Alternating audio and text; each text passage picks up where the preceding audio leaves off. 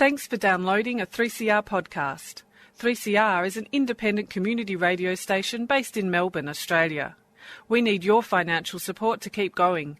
Go to www.3cr.org.au for more information and to donate online. Now stay tuned for your 3CR podcast.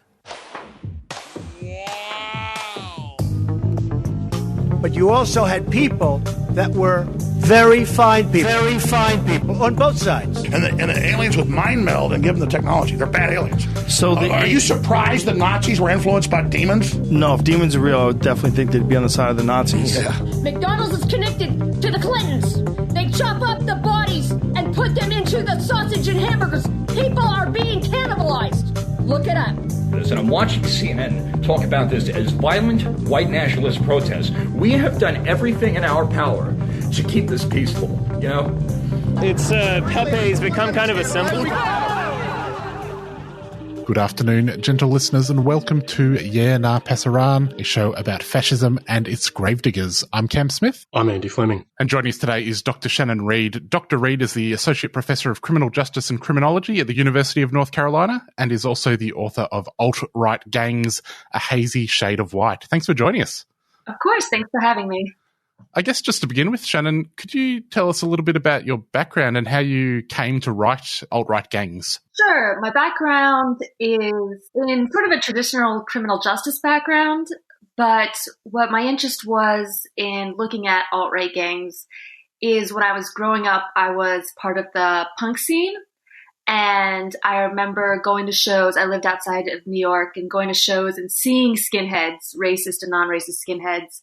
But when I went to college and I went to grad school, it was basically that no one really cared about them. They weren't a thing anymore, right? So those Geraldo Rivero episodes didn't air anymore, and war had been sued. And so I started studying street gang. And so my PhD work is a lot on juvenile violence in correctional facilities, focusing on gang violence, and working with LAPD in their gang unit. So really focused on gangs, sort of traditional street gangs, like, we think of in, Boys in the Hood and things like that.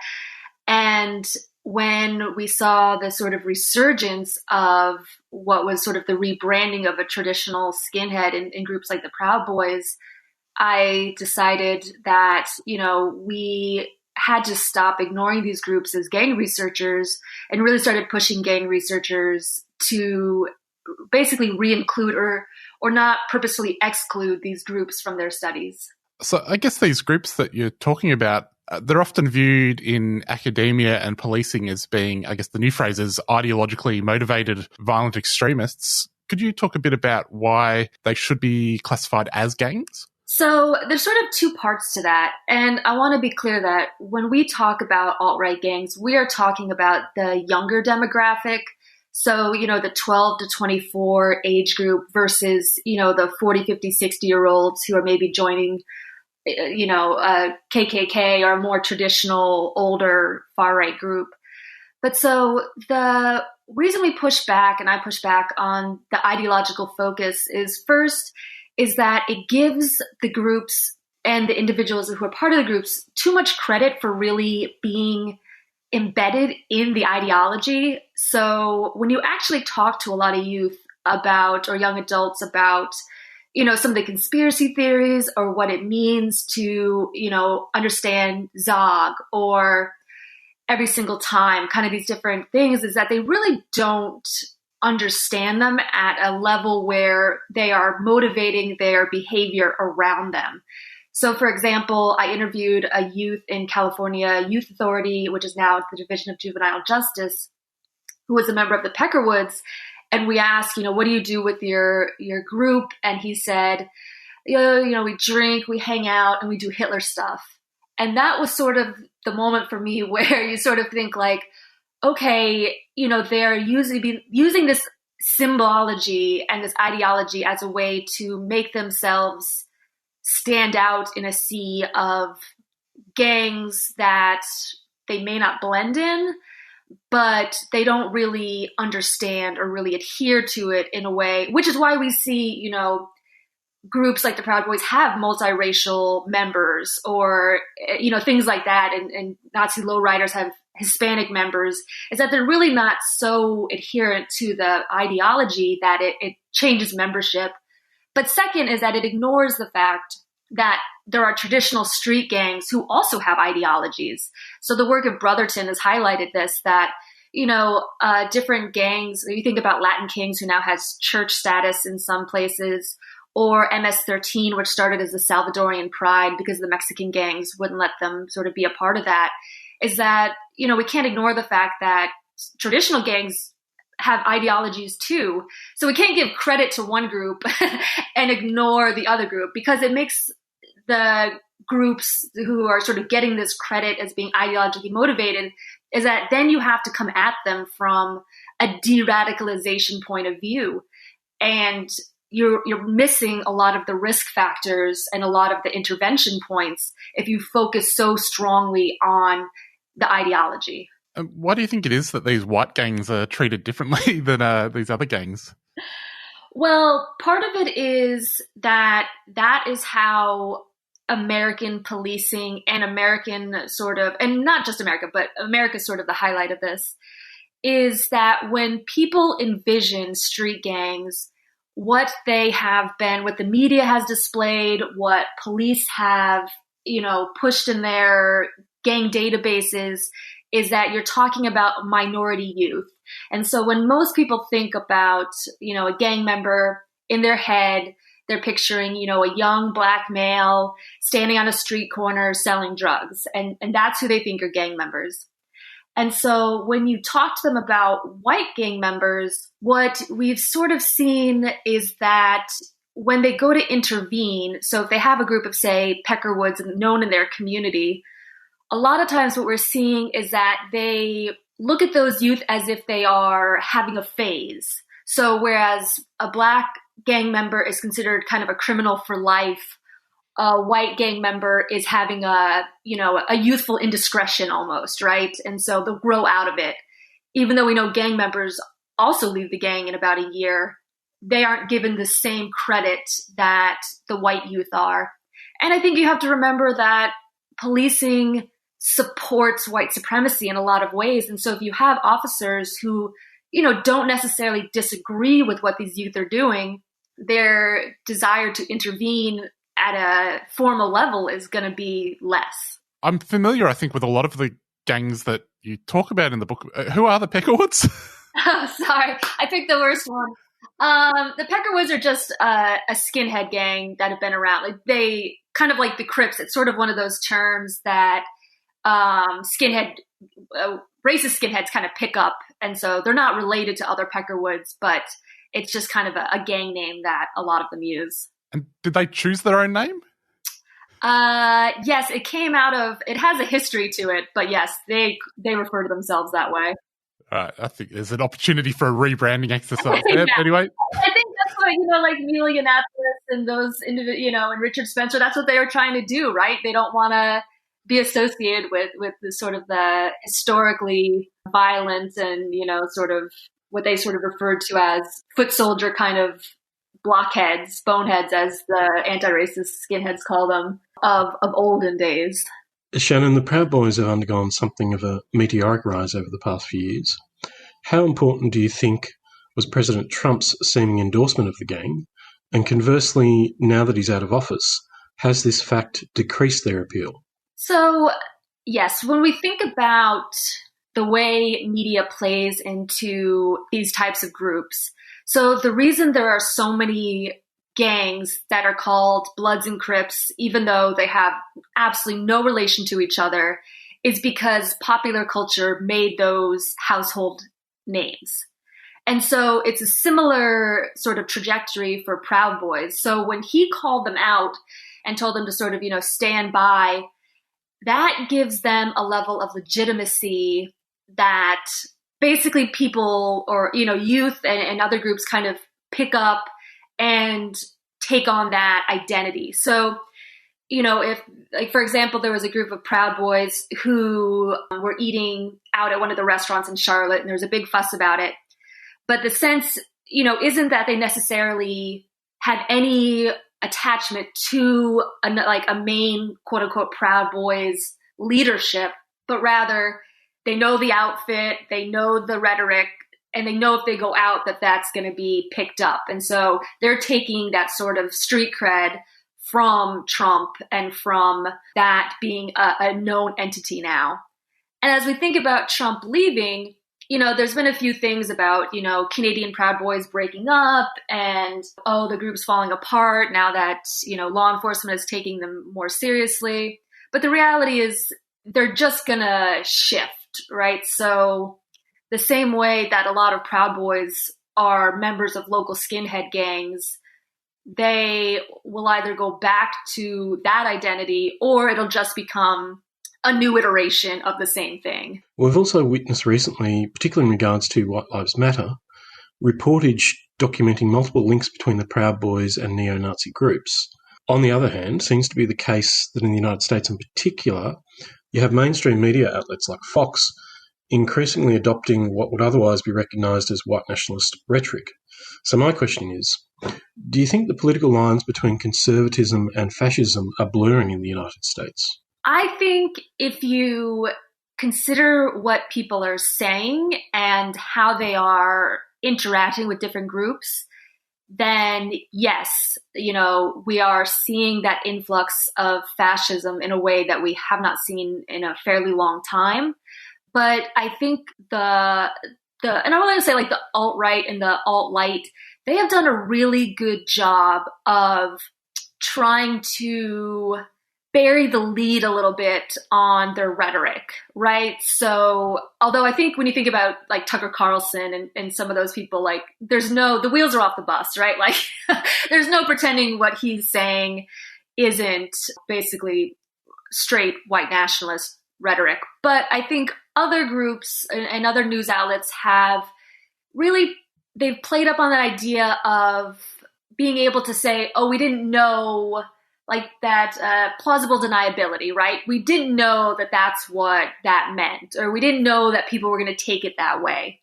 And so they've been able to really kind of push this rhetoric in a way that has made it very palatable to people who probably, if you said that is a fascist comment, would be shocked or, would be like, absolutely, it's not, right? They've done a good job of getting my parents, our parents, right, whoever, to really kind of buy into it in a way that is wrapped up in this conservative guise, but is really pretty straightforward white power language.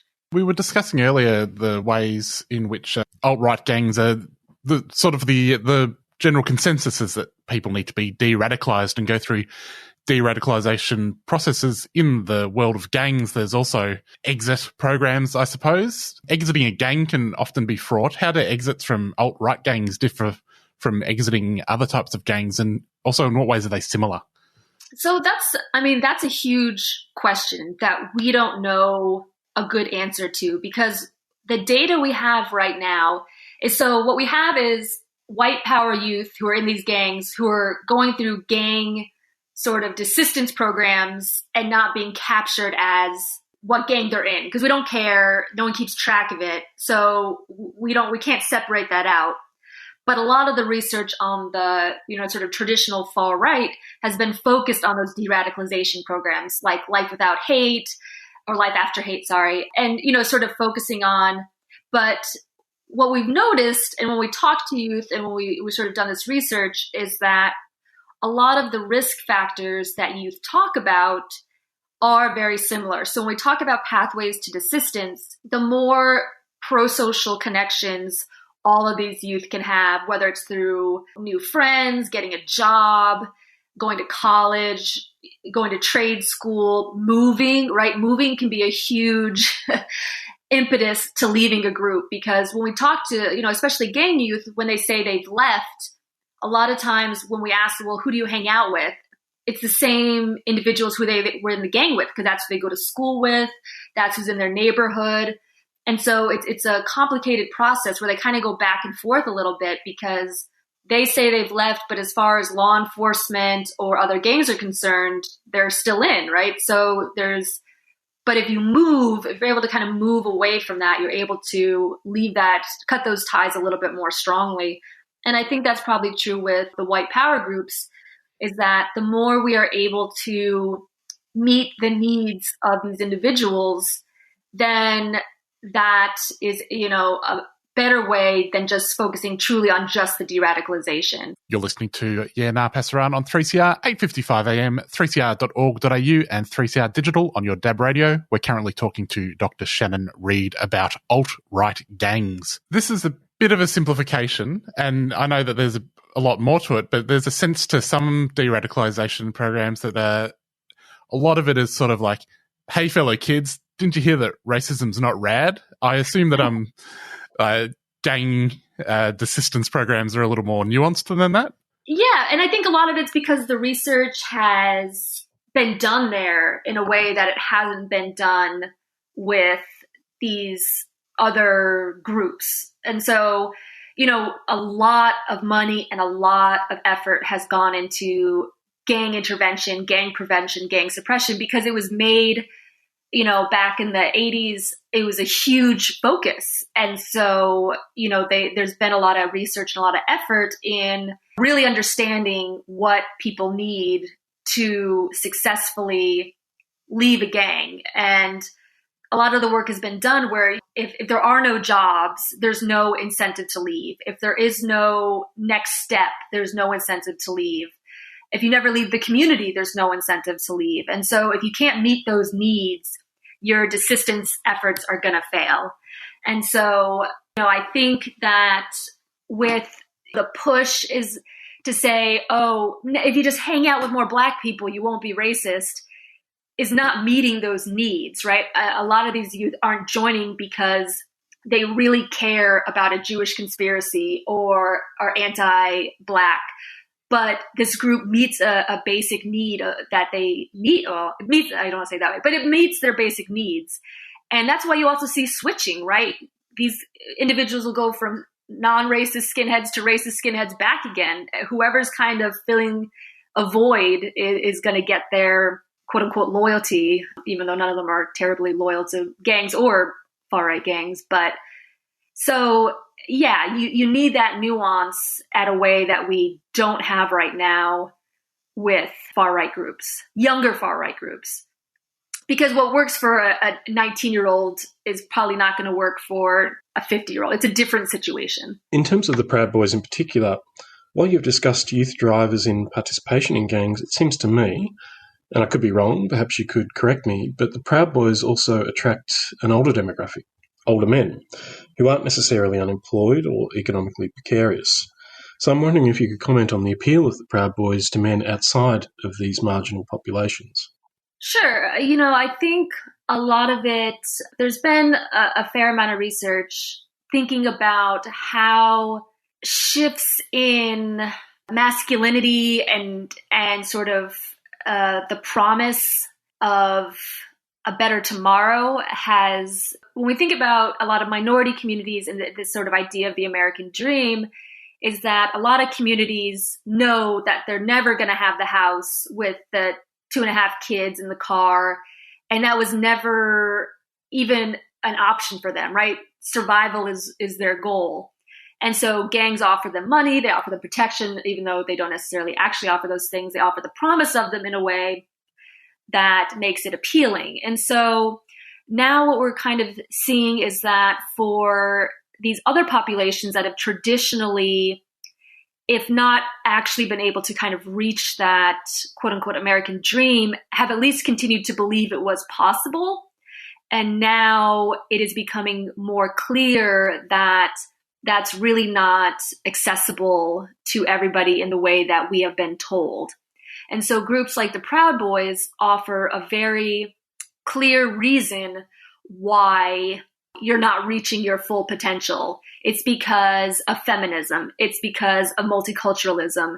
It's because of immigration, right? So they can kind of go through and give you a reason why you're not reaching, the potential you feel is due to you, that's been told to you, without it being the fact that it was always kind of a lie, right? That pull yourself up by your bootstraps mentalities. So, Proud Boys can say, you did pull yourself up by the bootstraps. You did it, but guess who blocked you? It's the liberals. It's women. It's, it's these other groups that gives members, especially maybe older members who are acutely aware of the fact that they are not in the position they thought they were going to be in, a outlet for that disappointment, or what we call strain too.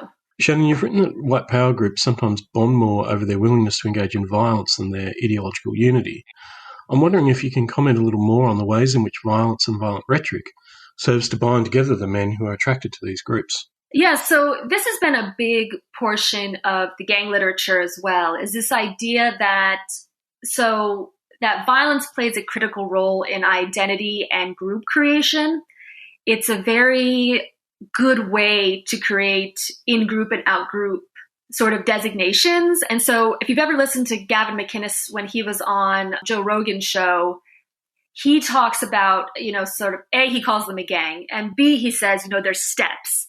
And the steps are you commit a crime, you get I don't know if he says jumped in, but he said you get into a fight with, you have to prove yourself. And that violence is both physically allowing them to say, okay, we're a part of this group now. We're bonded by the sense of almost hazing, right? But also it helps create mythology. So as these stories are told and retold, it's almost like a game of telephone. And so they're able to build reputation both on and offline by the retelling of this violence. And so were you there? Were you not there? Who saw it? What happened? Right? It becomes bigger and bigger and bigger and bigger. And that reputational sort of growth helps build that group adhesion. And so if you're really not willing to be violent at any level, then you aren't part of that sort of group in a way that everybody else was willing to be. And you could even, sort of consider it the same as, sorority or fraternity hazing, that can get exceptionally violent and dangerous. And it's sort of like, oh, but that's how we come together and you pass the test, is that now we're all bonded by this shared pain. And so that is appealing. And, their adoption of, even though they missed the point of the movie Fight Club, right? It's that same sort of feeling of like proving your masculinity and being able to say that you are part of something that you had to it was tough to get into. Even though if you watch some of the videos of the, jump-ins, they're rather sad. But that's sort of the idea, is it builds this group dynamic. And that group dynamic is immensely powerful as it influences future behavior. Shannon, I was wondering, how would you compare these alt-right gangs of today that we see to, say, supremacist gangs in the past? Has there been much of an evolution? Yeah, there has been. I think a lot of the evolution has been a bit of a marketing evolution of just this idea of, and the online platforms have really done a good job of giving a sense of legitimacy to what are essentially very similar groups, in the sense that they now are they're not a sideshow. So like back in the 80s and 90s, they were kind of a sideshow. You brought them on and they said terrible things and, a fight would break out. But now since you're seeing the mainstreaming of it, a lot of those groups are able to sort of use that in a way that is trying to move away from the sort of like the violent street thug, American History X kind of image. That doesn't mean that's working for everybody.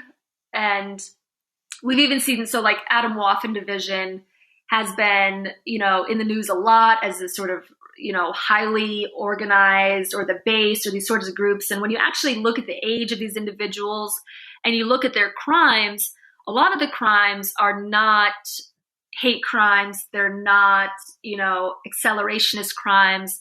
They're domestic crimes. They are drug crimes. So we're seeing a lot of the same behaviors. It's just the way it's kind of being talked about is less of this sort of feeling of, oh, they're just, kind of the boot stompers, beating people up at shows. But now there's a sense of like, oh, they're organized. They're going to try and take down infrastructure. But that doesn't match what's really happening in most cases. It's interesting you mentioned the base. There was recently some reporting here on some of the people that tried to join the base in Australia. I think what you were saying earlier about ideological commitment sort of fits, because there was a few of them where they hadn't really done the reading. Have you read this seminal text or that one? It's like, oh, I've got an audio book of it I was going to get around to. Yeah. I mean, basically, like, I think if you quizzed any one of them on the Turner Diaries, they'd probably tell you whatever was on the back of the book, right? So January 6th, obviously, was a bit of a big day in the United States. Yeah. I did a lot of interviews that day. What was your understanding of the insurrection?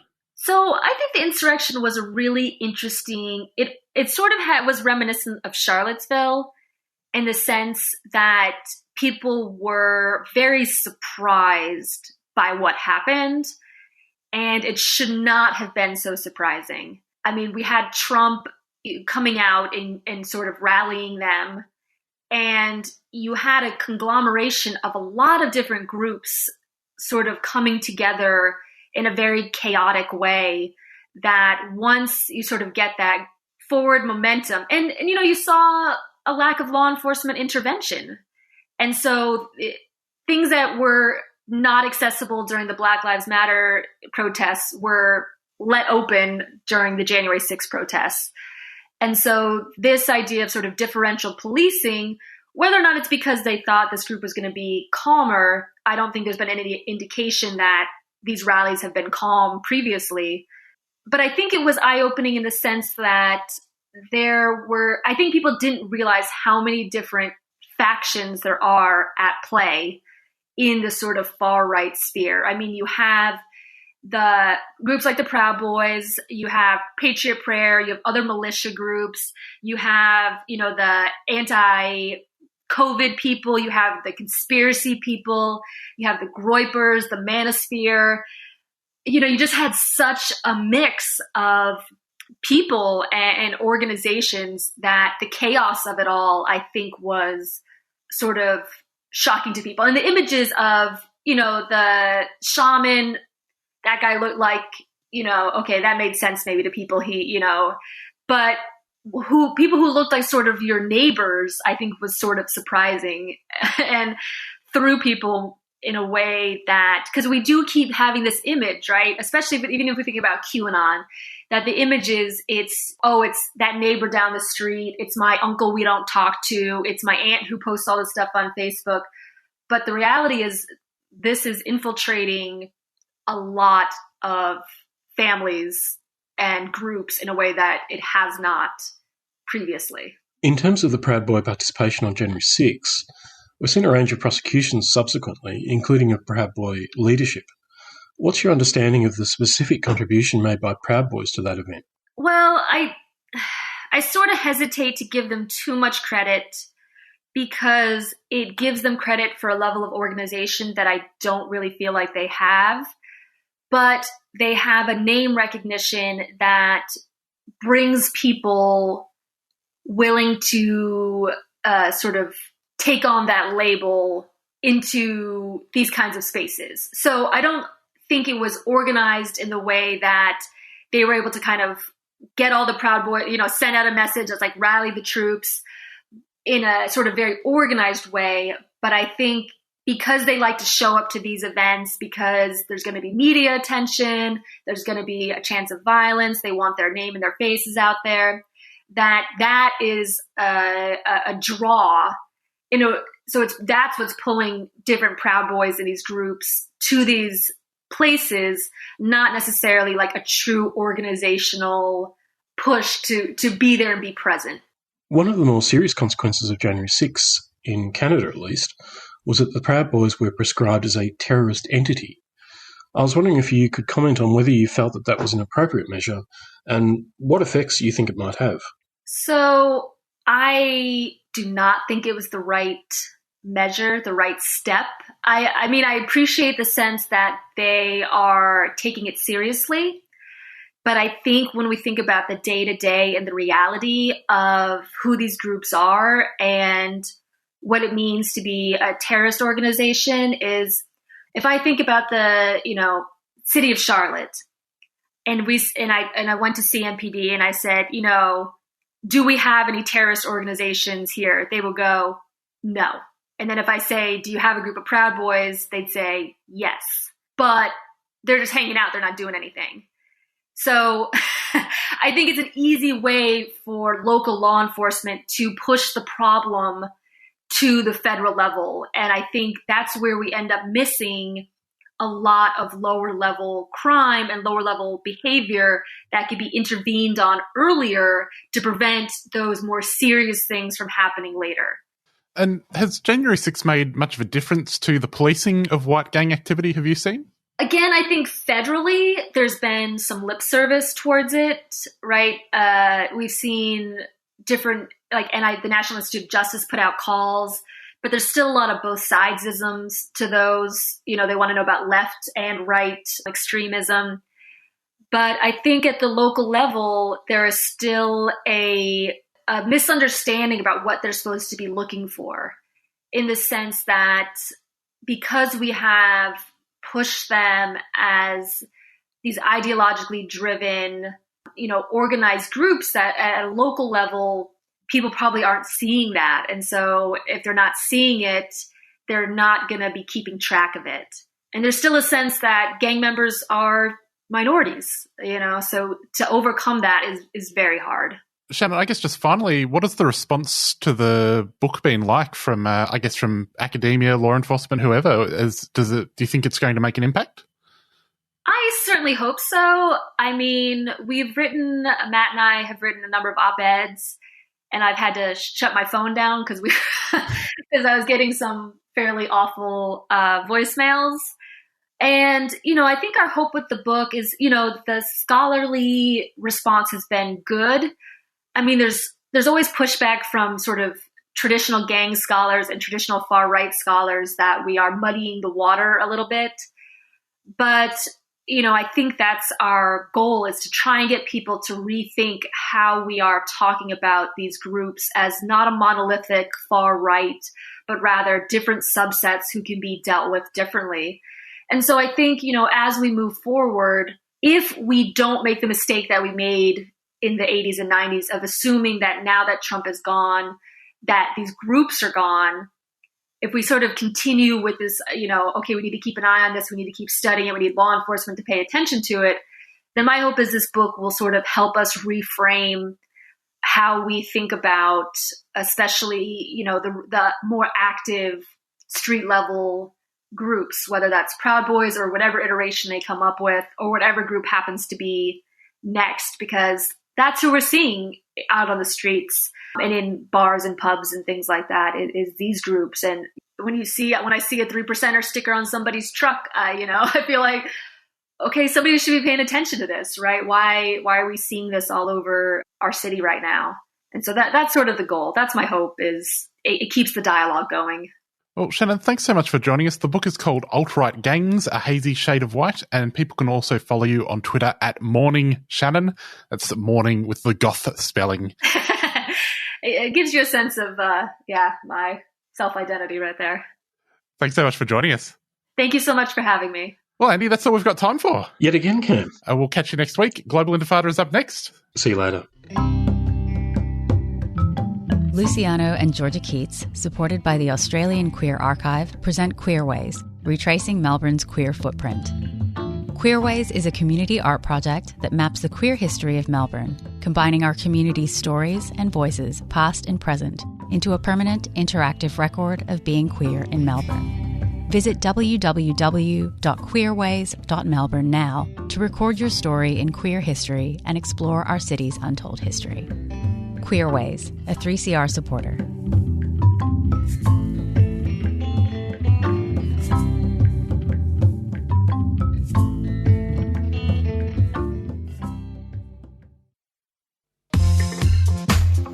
On Thursday, the 20th of May, Wyndham Humanitarian Network is holding a free Bring Your Bills Day in Wyndham Vale. Members of the community who have had questions about bills or debts can attend the event to speak to lawyers, financial counsellors, ombudsman schemes and other community organisations. The event will run from 11:30am to 7:30pm on Thursday the 20th of May at the Warringal Darung Centre at 19 Communal Road, Wyndham Vale. Wyndham Vale Humanitarian Network is a 3CR supporter.